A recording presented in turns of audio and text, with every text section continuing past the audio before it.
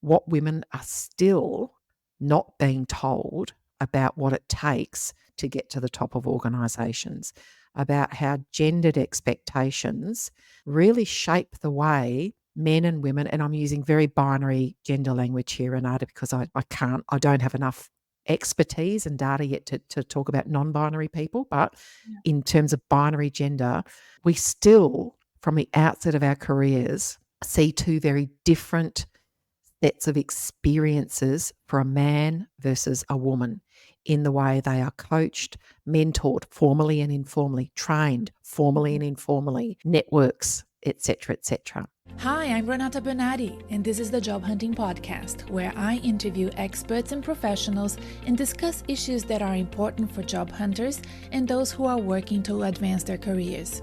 So make sure that you subscribe and follow, and let's dive right in. Big changes happening to you this year, starting with the book. Tell me about the process of writing a book like this.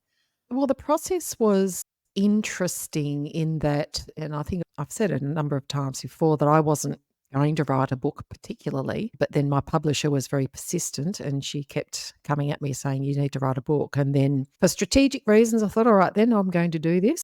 So I had to figure out what I wanted to say, Renata. And the reality is I've got a lot to say, as you know, about a lot of things, but I wanted to be impactful for women, but I also wanted to be impactful for the environments that women work in.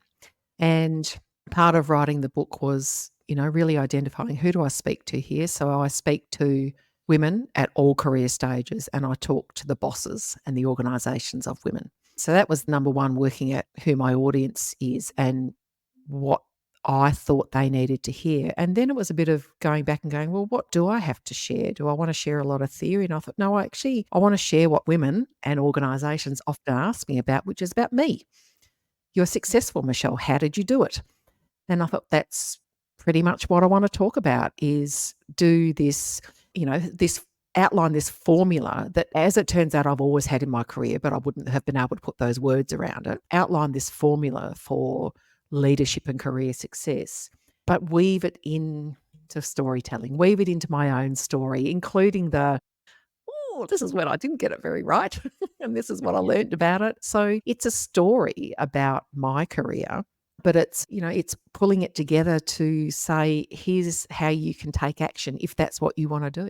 So yeah, so that was the start of the process. And then of course it's just knuckling down and pulling out the stories and the research and, the stuff that goes with writing. If you're an authority in your field, as you are in yours, Renata, you have lots of data, you've got lots of research, and you've got to bring that all together in a way that people can consume it and then take action on it. So, I've got more stories, data, research, and previous writings that I've had hot dinners, and I needed to assemble it into a way that could be consumed.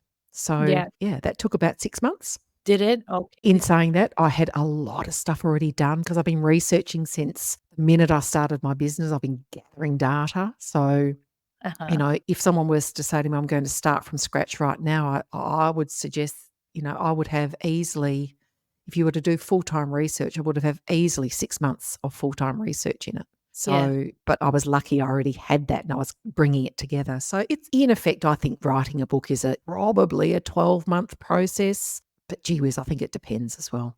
Yeah. I think it shows that you have had a lot of time to think about it, because the book is concise. It's not verbose and it's not overly written. It's just enough information to satisfy people's interest in your story and get all the pearls of wisdom and all the layers. And I really like the book. I found that it's a great instrument. And I hate to give you extra work, but if I were you, I would follow up with a workbook, because your questions are so good throughout the But book. there are. I've got that already. Oh, you do? Oh, great. Yes, all the go deeper. There is a whole website full of workbooks, full Oh, of that's the QR codes throughout. that's the QR code, and that library is continuing to evolve. Even today, I'm writing another workbook to go with Mhm. one of the activities or one of the chapters. So So great advice. And yes, it's there. So when people scan that code, they get access to a hidden website because it's thank you for buying the book. And here's all the other stuff. And I call them my go deeper guides. Go deeper, go deeper. Got it. Because I really did like throughout the book, you have great questions. And the questions are not just thrown around, there are specific questions for the topics you're talking about. And they're well considered.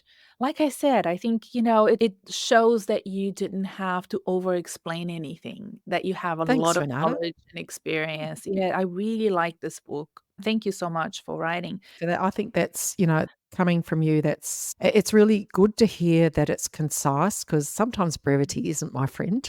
Um, why use 5 words when 500 would do? But I wanted it to be a pick up and, like pick up the book, go to the chapter I need for this point in time, put it down again, or read it on a plane to my holiday in Bali, or have it, in my back pocket for when my annual performance appraisal is coming around, or, and have it as that pick down, easier to read, easier to reference, easier to pick down and pick up and put down again when you need it. So thank you. Yeah. The other thing that I think you have time to reflect and work around is, and frankly, this is probably me sort of talking about my own issues with women in the corporate world, is I have a lot of frustrations. I don't think that if I was to write a book, or even sometimes I have trouble even doing a podcast about it, because there's so much that hasn't been done and hasn't been achieved, and it frustrates me. And I know you know this about me because I have messaged you about this from time to time. But that's not in your book. Your book is not about complaining, or you know what I mean? I'm sort of brainstorming here, but I think you know Well, what I mean because you're I in this do, I job. do, and it reminds me, so I had the wonderful Holly Bailey, who's the founder of Play Like a Girl, at my book launch here in Melbourne, and she asked a question. She said, "What motivates you to write, Michelle?" I said, "Oh, anger, outrage, feeling The pissed anger is off," not in the book. The anger is not It's in the book. no, it's there. I mean, my sense of injustice is probably a better way than saying anger, my sense of injustice. Yeah. However, what I've learned over the years is you can shake your fist at the sky. It Mhm. doesn't change anything. What I can do is say to people, here's what good looks like. Here's Mhm. what great looks like. Here's what we can do together. So it's the rather than tell, it's the show. And particularly in the diversity, equity, and inclusion work I do, the system work, so important to show people how to. Because, we can read theories. All of us have got access to a lot of information, right? And Mm. honestly, we could all be rocket scientists, really, if we wanted to be, but we're not because it's not motivating for some of us and it's hard to access and hard to put into action. So we need actionable insights. And Yeah. part of that is by saying, I could complain about what's wrong, or I can show people what good looks like and how to get there. Yeah. One of the things I wanted to ask you as a follow-up from reading your book, even though you've written so much about it and I read it, but doing the work that you do in the corporate sphere at the more strategic level, what is it that you have learned about advancing women's careers that you think you can share here with us today? What is it that has been an eye opener for you? You started this fresh with energy and enthusiasm. I'm assuming you hit some roadblocks along the way and then found a way around it. And that's what I wanted to hear from you. Okay. What have I discovered? Shivers. What I've discovered is that I want to always be. I set a goal really early on, the things that you write out, who do I want to be as I was Mm. starting my business. And one of those sentences I wrote is, I want to be a trusted advisor to the most powerful people in Australia. Make that the world now. Not all of them, but the ones who want. And I thought, what does being a trusted advisor, what does that mean? How does that play out? How do I show up? And part of that, because I really anchor in that, is I've got to be really, really thoughtful and mindful and inclusive and compassionate and kind to very, very senior people who are extraordinarily accomplished in what they do, but they're not in what I do. They are not. They are extraordinarily accomplished and informed and strategic and what have you, but they are not close enough to the problem of why women aren't getting ahead.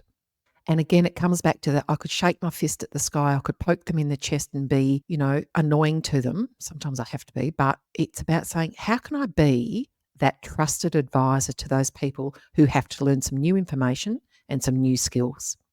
So that is a really big learning that I continue to make. I try and hold myself accountable to, Renata. So that's one thing I learned. To be a trusted advisor means they have to feel safe with me. They know I'm going to keep them accountable, but they have to feel safe with me. They have to feel safe that I know what I'm talking about.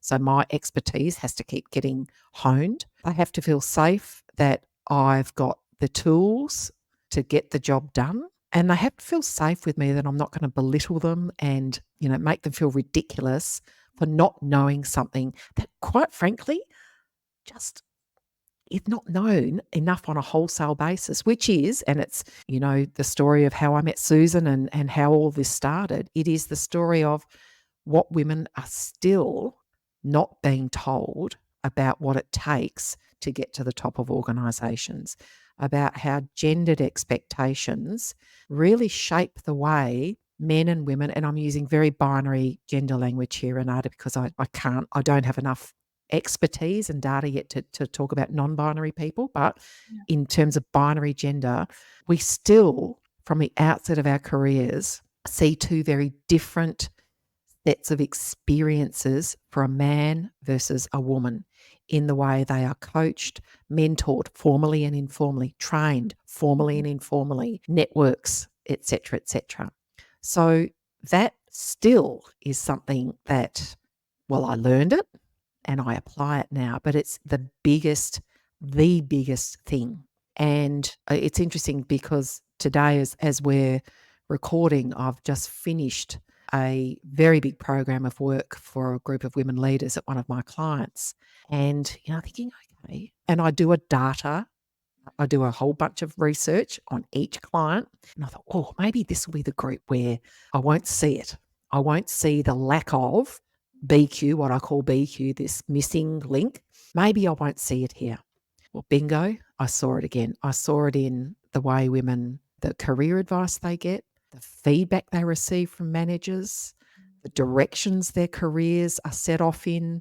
I saw a complete gap. I saw the link again. So what am I trying to say here? The big thing is there's a missing link.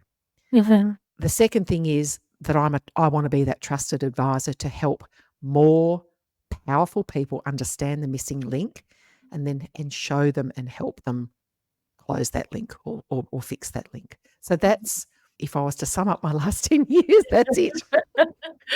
That's a lot, isn't it? And when you talk about that BQ, which is the business qualifying, isn't it? So the Yeah, business intelligence. Yeah, the the business business quotient.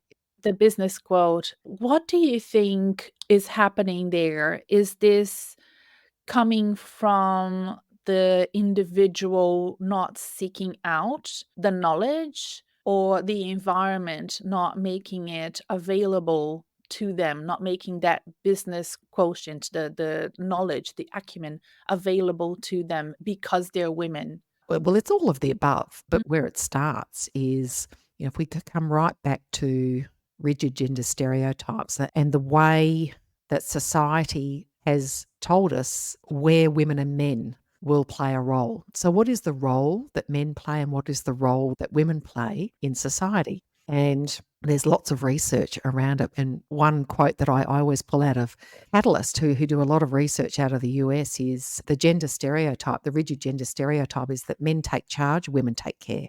And so if we have unchallenged notions like that in our minds, and all of us have notions and mindsets about stuff, but Yeah. if we've come through to life and if we bring it forward to the workplace, say, okay, so men take charge, women take care. How does that manifest? Not always maliciously, but it's benevolent bias. We say, Mhm. oh, Renata, here's some career advice. You're so great with people. You should go into HR. Mhm. And then there's Bill, your colleague, Bill. great family man, ambitious. Mate, what we need to do to make sure that you have a great career is let's get you into sales and customer facing and managing a P&L, Got because it. men take charge, women take care. Now, I'm using really blunt examples here, but it starts from, well, it actually starts from childhood and certainly starts when young people are getting career guidance in high school. So, I sometimes say to my clients, don't wait to go to the university grads. If you want to change the system, start going to primary schools and early high school to talk about career choices. So this is how it manifests. Then what happens is, as women, we hear these messages and they are reinforced and Mhm. reinforced. Now, how are they reinforced? Oh, Renata, here's a book about women's leadership. And it's all about how to be authentic and confident and show up as your best self and have high EQ skills because you're a caring, compassionate leader. Awesome. Not wrong, but it's incomplete because there's nothing in there about, Renata, this is the way to run a business. Mhm. When you run a business, when you think like a CEO and act like one, you know about customers, you know about growth, Yeah. you know about cost management, yada, yada, yada. And so Renata's career ticks along and ticks along. And suddenly she says, how come I'm not being considered for the big paying roles, the senior roles? Oh, Renata, you've been in HR. And I don't mean to pick on HR, but we But know that's where where. women are. I understand. That's where they are. Absolutely. And then suddenly, well, you haven't had any experience running operations or a Mhm. P&L, or you've never done sales, but no one Mhm. told me I had to have that. Oh, so this is why Yeah. it's important. And so Mhm. why does it happen? At the very heart of it, it's about rigid gender stereotypes. And the way to fix it is a three-level process. Is it the fault of women? No. However, I'm going to add a disclaimer to that. Once you know this, you can then make an informed choice about what you do about it. So women who talk to me Yeah. and others about this stuff become informed about the importance of these skills, then have a choice. Mhm. Yeah. And Yeah, I see that I'm very torn and challenged by what you're saying and working with women and men in my practice because having seen hundreds and hundreds and hundreds of resumes and job applications, if I remove the names and any gender identifiable information from the resumes, I can tell you 100% I know if a woman has written that resume or a man has written that I'll resume. bet you can. Okay? I'll bet you can. And it has all to do with the BQ, with the information that is presented, the business acumen, the metrics, the Mm. identification of scale and scope of your experience, your achievements, the story arc of the achievements. And I don't know where this started happening. I can't point out exactly where in the story of womanhood we decided we don't pay attention to metrics and we don't present them, and that We haven't is been told, Renata. yeah, we We haven't. haven't overtly been told enough. Yeah. And don't forget society, you know, Mm. I always say to people, I've been marinating in gendered expectations since the moment I was born. So Mhm. I am not immune to it either. And there are things, and I think about, in the way I've parented, in the way I've done relationships at work and in social, there are expectations about the way we should behave. And, Yeah. those expectations are across gender, across culture, across age. So we are, and particularly, 21st century, my goodness, we've got so much information coming at us all the time. Our brain creates shortcuts, so we pay attention to what we think is important. And if I'm hearing the same message over and over and over and over and over again since I've been born, or Mhm. since I've entered the workplace, Michelle, take care, Michelle, take care, Michelle, take care, that must be what I pay attention to. Yeah. I've got to be a good person. I've got to be nice and compassionate and caring and kind and all that. Yes, you do. We also need you to run the business. So where does it happen? We've been brainwashed. We've been brainwashed Yeah, by yeah. systemic issues.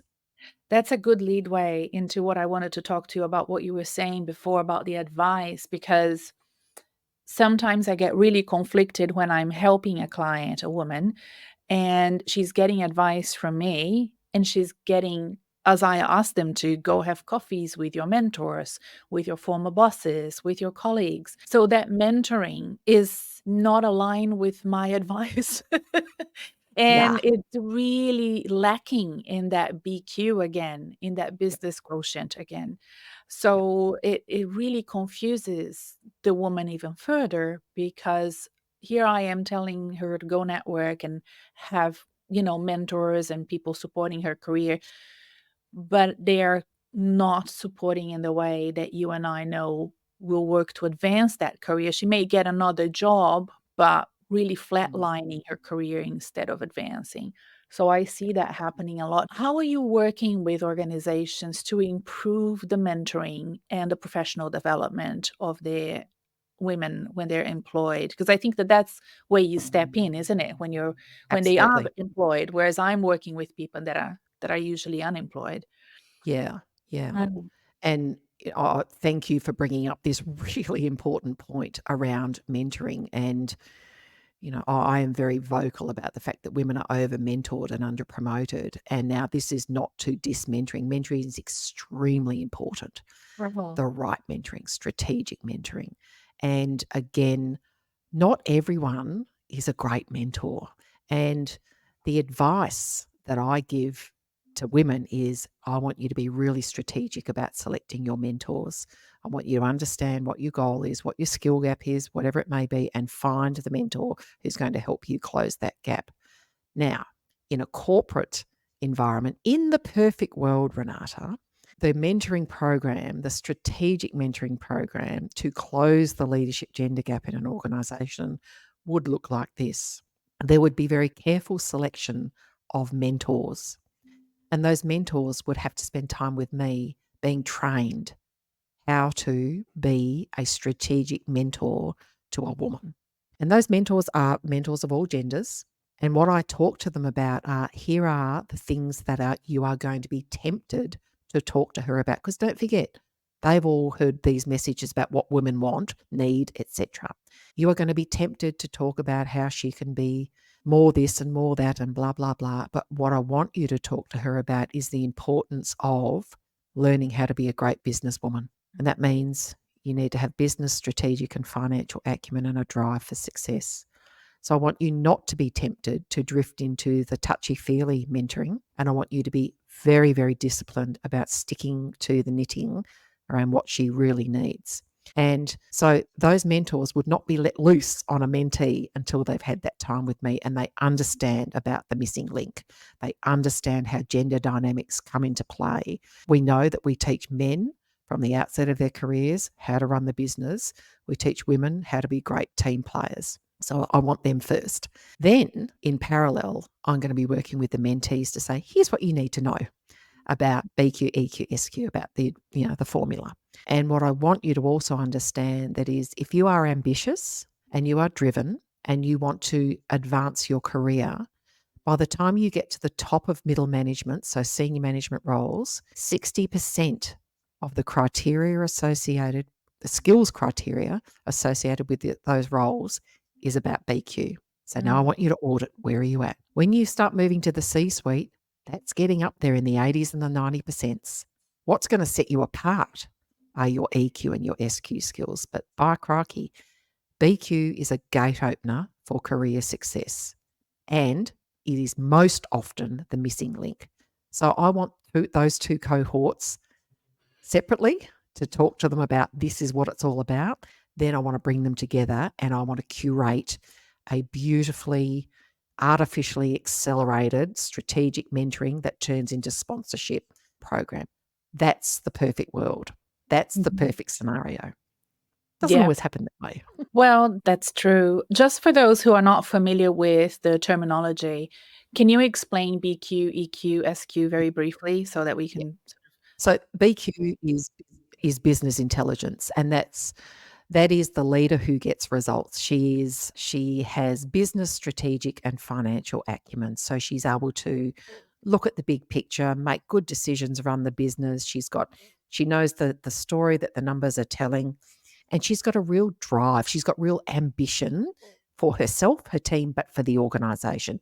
It's what we call being for the business. So that's her BQ. and most often the missing link for women. The second part is EQ. This is the leader, and most people would be familiar with emotional intelligence. I just want to add a little, cherry on top there by saying the high EQ leader. She leads herself, others, and organizations towards success. She deeply knows who she is, how she shows up as a leader, what she causes as a leader. She deeply understands the rooms she's in and the people in them, and she's able to get the right people in the right place at the right time, doing the right thing for the organisation. She's adaptive, she's compassionate, she's skilled at relationships, etc. And then SQ is social intelligence or social quotient, which I made up, but it'll work. And Yeah. that is all about bringing BQ and EQ together. And that's about me saying, here's my brand as a professional businesswoman. So I've got a very carefully, intentionally curated, authentic, hate the word, but real, very genuine brand. I'm very, very good at networking. So my strategic networking skills are up there. Again, it's a number one skill for very senior managers. But people trust me. They want to do business with me because they know who I am. They absolutely respect my work and they trust that I'll get the job done. They know I'm ethical. So that's the BQ, EQ, SQ. We have to have all three. No one can be on its own. However, all three things are not equal. BQ takes up the lion's share of senior and executive leadership roles, skills. Mhm. What sets you apart are your EQ and your SQ skills. So that's the BQ, EQ, SQ. Yes, and that's really a great combination to think about your brand and your reputation, which is something that I've been talking a lot on the podcast lately. So I did Yeah. an episode about Yeah, reputation me, this week. absolutely. Yeah. And I mentioned your book as well. I have a feeling working with clients that are looking for work that when they reach out to me, usually they already see a problem with their reputation, right? And it could be that they're very likable. I'm talking about women here. So they're very likable, they're very Mhm, trustworthy for the jobs mhm. that they are doing or they have done, but they, for the love of God, cannot understand why they're not being advanced, right? And that is a Yeah. reputational issue, isn't it? And it's the Yep. BQ that's missing out. So, how can women then start shifting that? What would you suggest would be the first steps that they can do to Mm. help them turn this reputation around? Because reputation is kind of crystallized and a little bit solid. It's hard to melt and reform. So, you need to have patience. So, I'm going to start there. Oh, 100%, Renata, and we do need to reinvent ourselves from time to time. Right. It's like, we all go and buy, we buy an iPhone and then it has upgrades and upgrades. We get software upgrades. We got to do our software upgrades all the time. Do we end up with a brand new phone? We might eventually, but we're just evolving. So I think it's a really nice way to look at it. Melting down, reshaping. It won't happen immediately, but over time. Very first step is to understand the three ways that your reputation as a BQ leader might not be showing up. Number one, it might be in your skills. So, which of the skills, and they're skills, right? They can be learned like anything Mhm. else. So, which of the skills? Is it business acumen, financial acumen, strategic acumen? Is it my success drive, my ambition for the business? Is that not showing up? Which skills do I need to work on there? So do an audit. And it's like when you do your LinkedIn audits, people, oh my God, my LinkedIn's a bit rubbish. What do I do? Go to Renata, get an audit done because then you know where you are and what the Yeah. plan needs to be. It's Mhm. exactly the same. So do an audit. The second way is I might have the skills. Am I demonstrating them? Again, I think LinkedIn's a great example and the work that you're doing. Am I known for these skills? Am I known as a Right. businesswoman who can move the organization forward? And Mm. have I really been intentional about nurturing that? What do I do about that if I'm not known? Well, number one, you got to audit. Am I known for it? you've got to go out and ask for advice and ask for feedback, which is tough. So Renata, am I known for this? Well, Yeah. not so much, Michelle. Maybe not. Okay. Now I know. Now I've got Yeah. to do something about that. What do we do Yes. about it? Start thinking about the language we use, the way we're writing, the way we show up on LinkedIn, the way Mm. we show up in job interviews. What am I talking about on my CV? Am I talking about a whole heap of fluffy stuff, or am I talking about the way I move the business forward? So this is the demonstrating. And then the third way, of course, is this career advice that I talk about. The third Mm. way BQ doesn't show up is I need to start paying attention to what I need to pay attention to, which is don't forget about EQ, but just go, you know what, it's time for EQ. Might be time for EQ to take a little back seat for the moment. Now I'm going to listen to podcasts about business.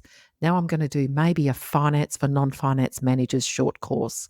Now Mhm. maybe I'm going to listen to an online course about strategic acumen and strategic leadership. I might read a couple more books on, etc. Mhm. And when I talk to my mentor, I'm going to shape the conversation to say, I know, Renata, you wanted to talk about my confidence this week. What I'd rather talk about, can you give me your experience in the job hunting landscape? What are the strategic initiatives you are seeing that are going to really impact people? Blah, blah, blah. You get the drift. I'm going to really shape my conversation so I get from you, my mentor, or my coach, or my boss, the career advice that I need. So Yeah. that's the 3 ways. So understand those 3 ways and then do something about it. Yeah. That's what she has to do. Yeah, that's great. You got me at fluffy stuff because I see so much fluff, when people are, I wouldn't say desperate, but anxious. Anxious Mm, for work, anxious for job opportunities, and that anxiety leads to over explaining and then a bit of fluff, which is so counterintuitive because you want to explain what's going on, but then you over explain, you add too much fluff, and then you yeah. dilute the essence of what the recruiter is actually looking at and looking for in your resume. It makes it harder for them to find. Maybe because my niche is more experienced professionals, men and women, I find that they have the BQ, they just haven't thought of it. They Yeah. just haven't really positioned it or being strategic about showcasing it. They start with the fluffy stuff at the top of the headline on LinkedIn. The first thing they say about themselves is fluff. And they Mhm. forget that the fluff is not going to get them the job. The fluff is a good filler for, some casual chats or the end of a pitch. But you need to start with the reason why you're there in Yep. front of them, and that usually has to do with the BQ, not the SQ or the EQ. Am I right? Well, yeah, totally. And I look at it in times of in terms of make it easy for people to buy from you. Whether you've got a business, whether you want a job, we want people to do business with us. Mm. We want to be hired. So that means they need to know you, respect you, trust you.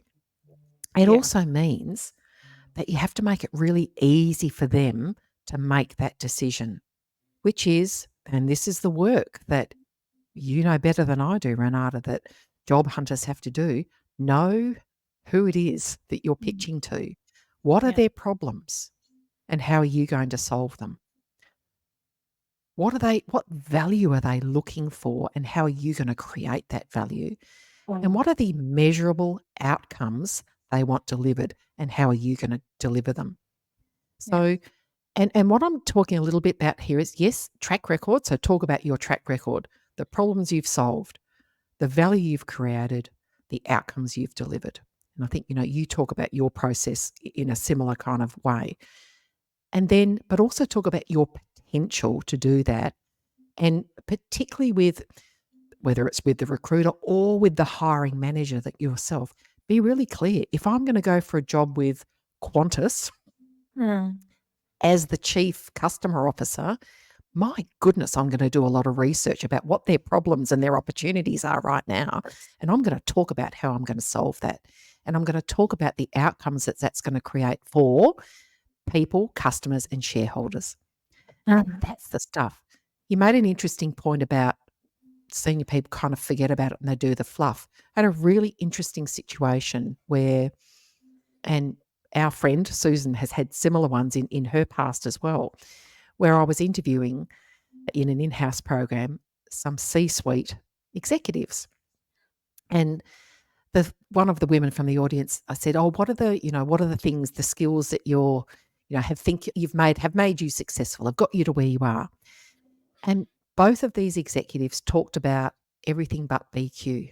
Mhm. I'm going, "Well, this is very interesting here. Very interesting, very interesting." And Right. anyway, let me finish. She said, "Radio." I said, "Please tell me why you didn't talk about your business, strategic, and financial acumen." And my words, not theirs, but both of them said, "Well, I wouldn't be sitting here unless I had that." Yeah. It's a given. Yeah. It's a gate opener. Like, I just would not be here if I didn't have it. It is a given that you're gonna have that. So, in terms of those senior people that you are helping, they need to Mm. restate, "It is a given that I'm here, but I'm gonna tell you why it's a given. These are my core skill sets and what sets me apart. Yes, I can drive for the outcomes, but Yeah. goodness, I'm gonna bring people on the journey. And Yeah. goodness, I'm gonna be an amazing, you know, strategic networker for the organization, blah, blah, blah, blah, blah." So Mhm. fascinating. Yes, And it is. this is also where that gap emerges as well. When we're giving advice, we forget. It's a Yes. gi Well, it's not. We've got to tell people it is a gate opener, not a given. Well, I have something to share with you from last night. I had a first consultation with a client. She booked a consultation to do some reviews with me of her pitch and her resume. And at the end of that hour, I basically told her, you know what the issue is, and the reason why you haven't got the job that you deserve is because you're too smart. You're too smart, and you're coming to this conversation assuming that everybody is just as smart as you are, forgetting Ah, that the first thing that is going to be reviewing your application may not even be human, it may be a bot. And the second reviewer will be a very young HR professional who is not in your area of expertise. And then the third will be an HR partner who, again, services your area of expertise. And you are talking to them as if everything that you are bringing as your BQ is a given. mm, You're just talking, it's going above their heads. The yep, writing and the way that you're talking to me right now, even I can't understand, right? Like, you need to dumb it down for us. You need to, and this can be very frustrating for men and yep, women when they're applying for jobs, that they need to address the keywords, that they need to address almost paraphrasing what's in the job application, that they need to remind everybody of why they're sitting there, why they're the ideal candidate for this position. And it can be very frustrating for them because they want to jump ahead and be in the position and talk mm, to their hiring manager and have a more sophisticated conversation, right? So that I find really interesting. And that's where I think they get confused because then they think they need to fluff it up, and it's not really fluff. It's just that information translated to a simpler communication style that's easily understood by either the bots, if you're applying for finance or retail or in any global organization, chances are it will be a bot reviewing your mm, application. And then, a young HR professional or even a recruiter, a researcher, not the headhunter or the partner of the firm, but a researcher in the back office that gets a brief that says, find me on LinkedIn 10 people that we need to contact to apply for this job. So yep. your LinkedIn needs to be written for that young professional as well. Make it easy for them to identify you for the right role. Absolutely. And Renata, this is about, also, in fact, there's 2 points I want to pull out of that. Number 1, I'm gonna do second, which is the system. We need to change the system. But the second part is I have to pitch to my audience. And I think you've explained that beautifully. And there's all those different people along the value chain to recruitment of people or bots how do I target and use keywords, etc.? So how do I make sure I can get past each process? It's a strategy, and you got to have the skills and the support. So, that's your domain. Well done. Awesome. But the second part is, and so we adjust our message. We Yeah. adjust our message based on the recipient. Not everyone is going to, it's the communication 101. I've got something going on in my head and it comes out of my mouth, lands in your ears and goes into your head. If we were to look at both of our heads, we've got two lots of squiggles that don't resemble each other because you've received the information in a way that you process it. So I've got to be really empathetic, and this is where EQ skills come in. I've got to say, okay, how does Renata need to hear this? Yeah. What's going to work best for her? How can I show up in the best way so that she sees me in the best version of myself? So Mm, that's really important. But mm, then the second way, or the first way, the system, we also have to educate the bots, the recruitment analyst, the researcher, the chief hiring person, and the hiring manager about what's important to look for and to craft really good interviews where people can demonstrate, because what we're still doing is underplaying the importance of demonstrating. So honestly, if I could have one wish right now, it would be that every hiring manager, let's assume our women have got all the way through, or everyone has, but that every hiring manager says, when I come into this interview with Renata, how am I going to get the absolute best out of her? And I want to know that she can run my business. So I'm going to say, Renata, it's really important that in my business, you're able to drive for outcomes in this domain, this domain, and this domain. Think the work that we do is like this and this. Can you tell me about your skills that deliver those kind of outcomes?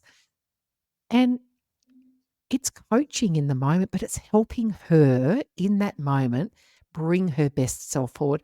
I, I, mhm. I still feel like I get feedback, and I don't know if you do, Renata, but I still feel like in hiring processes tell me like they feel like they're in some kind of, in front of a firing squad when they're in an interview, and they feel like, oh, they can't possibly make a mistake. And I want that to change because I think this is the way to bring the best out of humans. Let's bring Yeah. the best out of them by telling them what we need to hear, because they can either do it or they can't, Mhm. because you can't Yeah. make this stuff up, right? So there's a system thing here as well.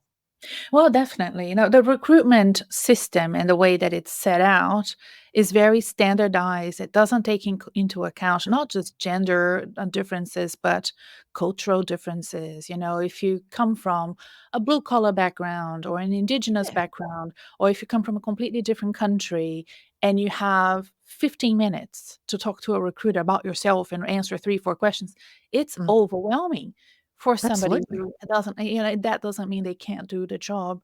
So I'm with you 100% because I cannot change the system myself. I try, but my goal is in educating whoever is going through that stressful situation to remember that depending on your culture, your background, your values, your gender, you may perceive things differently.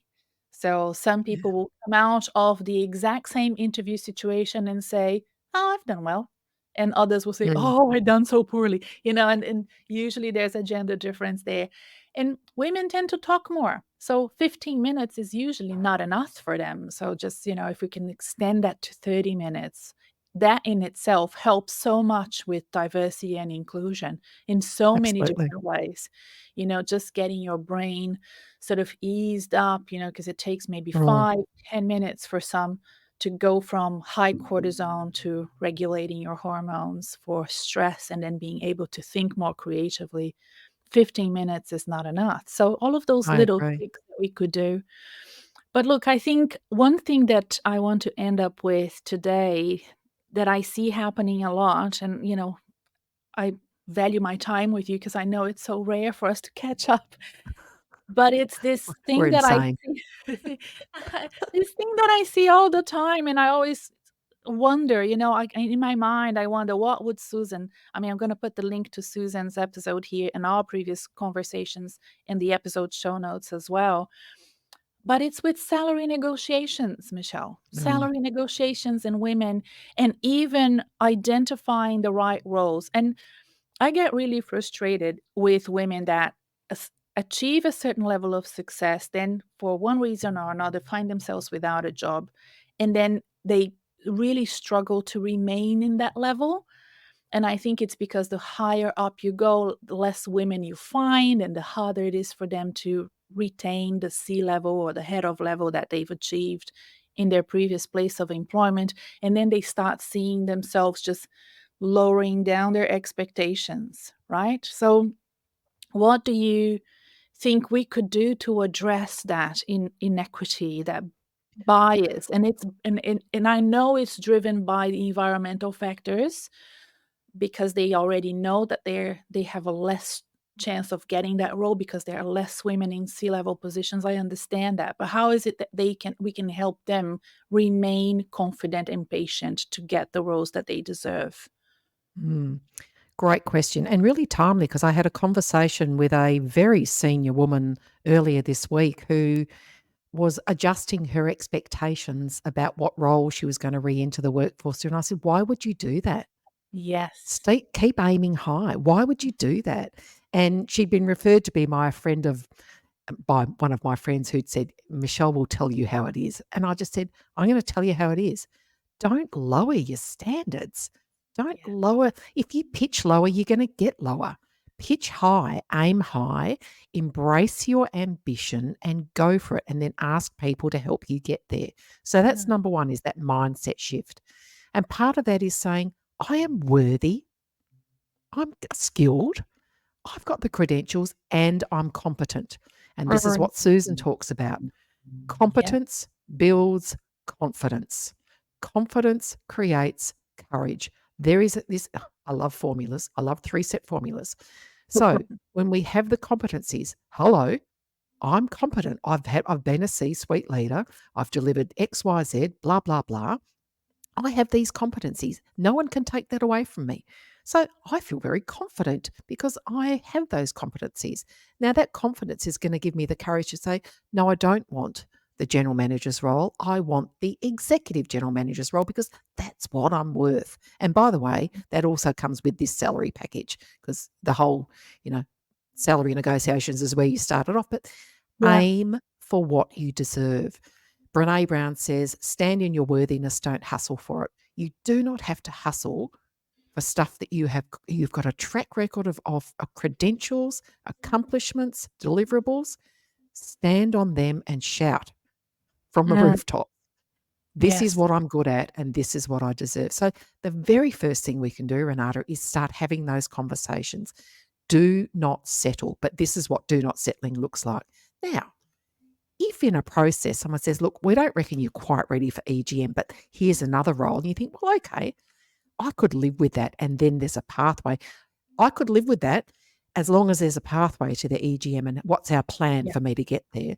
Yeah. That's the stuff. So we do have to, competencies, remember our competencies, don't get accomplishment amnesia, be confident in those abilities and step forward, ask for help. Ask for people to help you get there. People love to help. You and I Mhm. like that, Renata. Can you help me? Yes. It's even easier to help someone who knows exactly what she wants. So Mhm. ask for that help. So as leaders, so I'm now talking to the system, as leaders, I want us to have more of those conversations. Don't settle, aim high. I'm going to help you.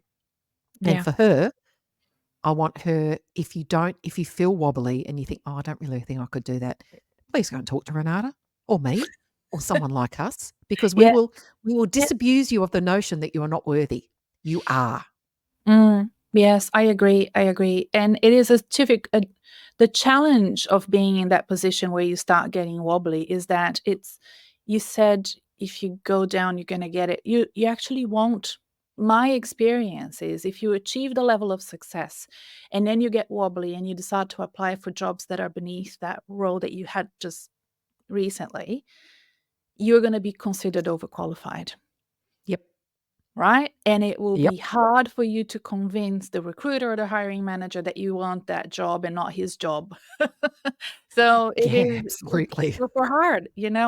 I have those conversations day in, day out with people. And I be honest with you, Michelle, 4 or 5 years ago, I was very reluctant in being so straightforward about my opinions, and because I wanted people to get whatever jobs, I was just really Yeah, happy to help. Right now, people call me, have conversations with me about this every day, and I tell them, "Do not go down that path. It's a losing path for you." couldn't It's agree n more. Yeah, so I'm very have a strong opinion about this because I have seen the success when you stick to your guns and you follow Brené Brown's advice And as this you. is where your strategic network, your personal Yeah, board of advisors, your cheer squad will keep you on track. No woman is an island. You exactly. can do this, and we are here to help you. Renata is here to help you. This is why we have professionals like you to help us. Well, thank you, but I also want to remind people of the book, The Leadership Compass. So that is like a wonderful investment.